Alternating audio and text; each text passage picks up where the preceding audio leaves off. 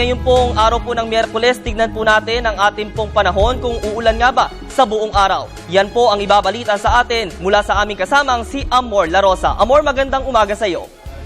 Magandang umaga rin, Julius. Good morning, Pilipinas. Ito na po ang latest sa lagay ng ating panahon. Tatlong weather systems ang iiral at makakaapekto sa ating Philippine Area of Responsibility ngayong araw na ito ng Miyerkules. Isa na dito itong hanging amihan o yung northeast monsoon at ito naman pong tail end of a cold front dito po yan sa eastern Visayas. Habang ito naman trough ng low pressure area ang makakaapekto dito po yan sa eastern Mindanao. Para po sa mga susunod ng mga oras, inaasahan po dyan sa Eastern Visayas. Ganon din po sa may Caraga, ganon din dito sa may Davao Region. Ang pagkakaroon ng maulap na kalangitan kaya inaasahan po natin na magkakaroon kayo ng may katamtamang pag-ulan at pagkidlat pagkulog. At dito naman po sa may probinsya ng Quezon hanggang dito po sa may Bicol Region, magkakaroon po kayo ng maulap na kalangitan pero may hinang pag-ulan lamang inaasahan dahil po yan sa epekto ng northeast monsoon o yung hanging amihan.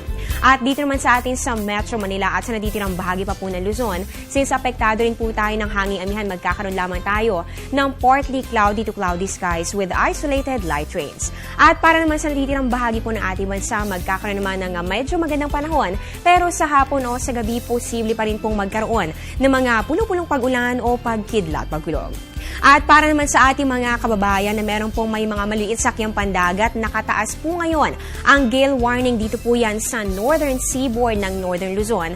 Ganun din po dito sa eastern seaboard ng northern, pati na rin po ng central Luzon. Meron din pong gale warning dito sa eastern seaboard naman ng southern Luzon. So ito po yung hanging amihan natin. Nakikita po natin yung kulay green lines na yan.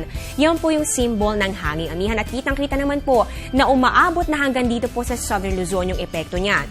Bukod po sa may hinang pag-ulan at bahagyang paglamig ng ating panahon, isa ring epekto ng hanging amihan ay ang maalo nating karagatan. Kaya para po sa mga nabanggit na baybayin, hindi pa rin po ligtas ang pamamalaot o paglalayag para po yan sa mga maliliit na sasakyang pandagat.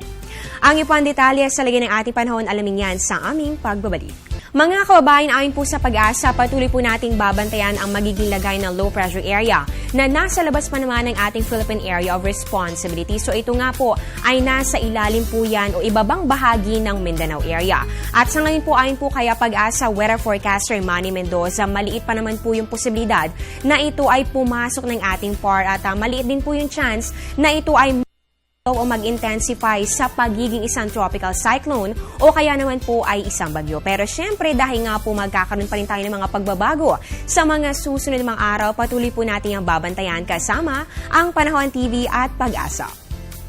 At yan po muna ang latest mula dito sa Pag-asa. Abangan niyo po ang susunod na update ni Earl Figuracion para po yan sa Panahon TV Express. Simula po yan alas 10 ng umaga. Dito pa rin po yan sa Telebisyon ng Bayan. Nakasama niyo po ang inyong weather lover, Amor La Rosa, na nagsasabing ang taong handa at mainahon, kayang lagpasan ang hamon ng panahon. Good morning, balik sa iyo, Julius. Tama, umulan man o umaraw ay kailangan po magdala po ng payong yung ating po mga kababayan bilang proteksyon. Maraming salamat sa iyo, weather lover, Amor La Rosa, nag-uulat ng live mula sa Pag-asa DOST.